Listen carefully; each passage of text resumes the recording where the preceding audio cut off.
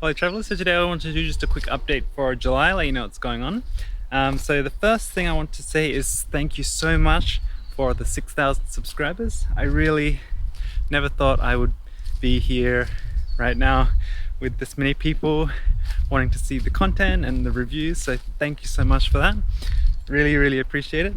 And my goal in the future is to get at least 10,000, so next goal is going to be 10,000 subscribers. So also coming up on July 15, I will be flying to Bangkok, Thailand, and I will introduce you to my girlfriend. And I have a lot more content and reviews coming up as well. So up until that date, I plan to release a lot more reviews a lot more regularly.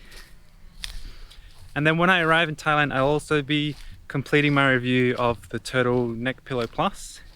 So I'll be testing that one out on the plane. I'll also be reviewing this one, which is a new shirt from Western Rise. And also I got this GoPro here for doing sort of, I guess, vlogs like this. So I do plan to do something along the lines of good places to eat in Bangkok, or, you know, things to see in Bangkok.